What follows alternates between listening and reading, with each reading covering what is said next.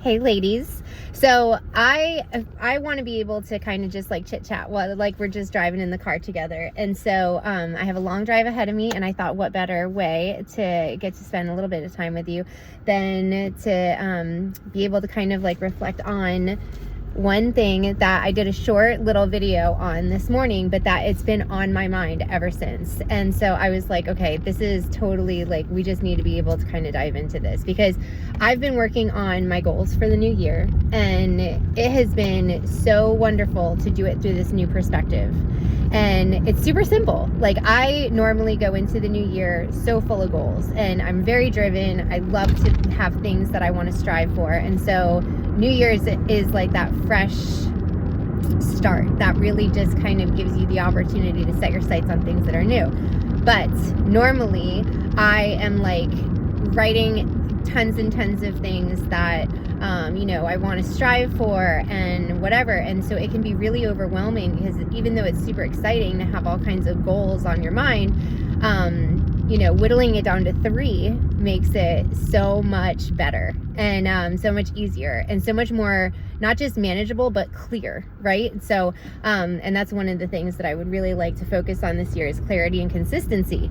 So obviously, one of the things that I really wanted to strive for in terms of my goal setting for this year was just to keep things simple, so I can stay focused and stay determined on what I'm doing. And so the big 3 is where I want to focus my energy. And so obviously for everybody, they're going to be different, but when it comes to actually making your goals, I had somebody tell me earlier this week, what do you want this year to feel like?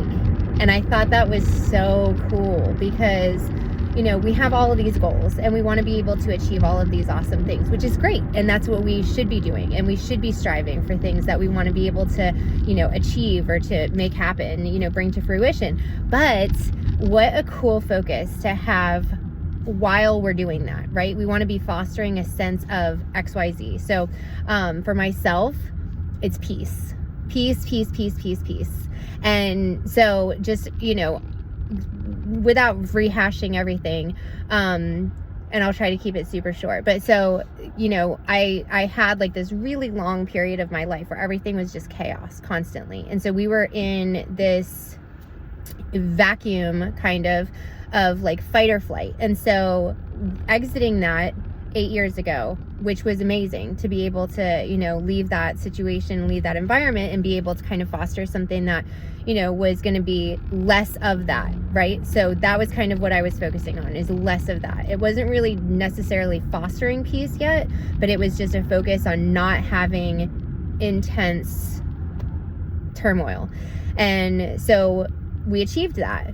And then as we've kind of, moved through the past 8 years, obviously being a single mom of 3, like having, literally 5 jobs at a time, and just trying to make everything work for everybody and myself, I definitely was trying to maintain, a sense of, I wouldn't say peace was the focus yet, but it was kind of just like, I just wanted to be able to be okay. That would be the best way to say it. So like 6 months ago, somebody came into my life and brought this incredible sense of peace that I had never felt before. And so ever since then, my goal has been to foster more of that feeling. And I can't tell you how transformative it's been in every area of my life, because it's been, whether it was with work, I was able to kind of like restructure things so that I didn't have 5 jobs anymore. And it was okay. It actually works, and our family's fine. Like, we're not destitute, and we're not, we're not like people crying and without food going to sleep every night. So it's been an amazing transformation in terms of, workload and work-life balance and everything like that. But then one of the things that I've been working on with a counselor who I absolutely adore, who I see on a regular basis, is also, trying to foster peace in everyday life. Just,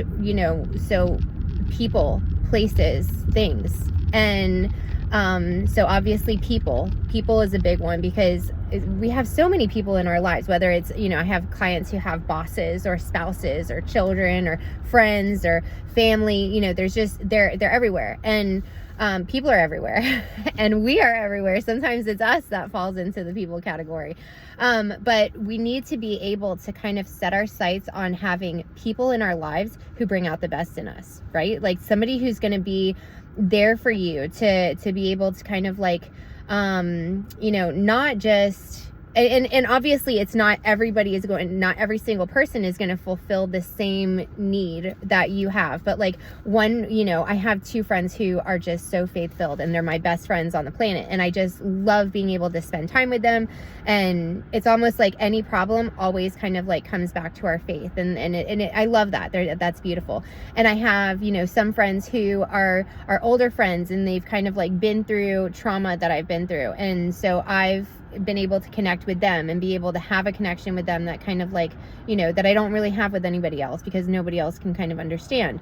So everybody, provides a little bit of something different, but having the right mix of people who are going to be in your life who, and I'm just realizing I have like a dog poop bag. That's what I was distracted by. Obviously it's clean, but so the perils of being a dog mom. So anyway, the with people, it's all about trying to curate the best circle of people. And I know I've talked about this before, but a few years ago, I had been kind of like so focused on just maintaining this bubble where the kids and I were like safe and happy and focused on really just having that be okay, having our space be okay. And then I was like, you know what, I really like to have some friends. And it was awesome because I was able to go, and at church I have my group, I have my ladies, I have my like favorite pastor, I have, and all of that brought these women into my life who are just amazing and incredible and who I get to see on a weekly basis, and we share stories, and we're there to support each other. And it's like, it is so valuable to have people in your life who bring out the best in you. And so that's the point. That's like the litmus test. Like when I'm around this person, do I have like anxiety? Do I constantly feel like I'm being judged, or am I able to be myself and know that they're just going to accept me the way that I am and love me for who I am? And it's like, what a cool litmus test, right? And it's like, if they pass the litmus test, like those are your people. And it's so awesome to have people, like to have your people. So that would be one thing. So the people, obviously. Places. I know that this is going to sound silly, but sometimes when I go somewhere, or if I'm supposed to be, going somewhere, whether it's for an errand or for whatever, and I get like this feeling of dread, that is a litmus test. So I almost want to tell you like how I really kind of like harp on your body's cues and clues. Your body will lead the way in so many cool ways in terms of telling you like where and who and what to stay away from. And so when you are, on your way to somewhere that, doesn't really feel that great, just try to do like a little bit of investigation and ask yourself, like, what's going on here? Is it somebody who I'm going to be seeing that I'm kind of not really keen on, or that brings me a little bit of discomfort? Is there something happening that I'm fearful of? Is there, whether it's like a situation or something that's going to be unfolding, whatever the case might be. There's so many different things, but just start kind of paying attention to what brings you peace and what doesn't. And then the third thing, so instead of things, which I do believe, obviously there's situations and there's things in our lives, whether it's finances or a job or, work-life balance. Mine was completely out of whack and I didn't even realize it, which is a whole nother episode. But one thing that, really kind of like drove home for me yesterday, the person who I'm with is also like not a perfectionist, but really strives to be great at everything he does. And I love that, but it's also hard for people like us who, and I'm including you, because you're listening to this. I'm pretty sure that you strive to be your best self. And that can be hard sometimes because we're not always going to hit the mark. And a lot of the time we set the bar high for ourselves, which is great, right? Because what's that saying? Like, if you shoot for the moon, at least you'll land amongst the stars, which is great. It's fantastic. But we need to give ourselves grace when we don't hit the mark, when we don't meet the goal, when we don't, we just fall shy.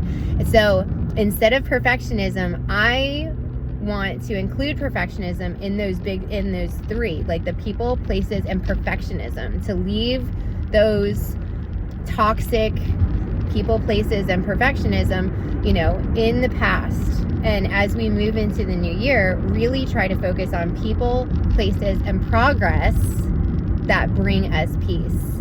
Okay?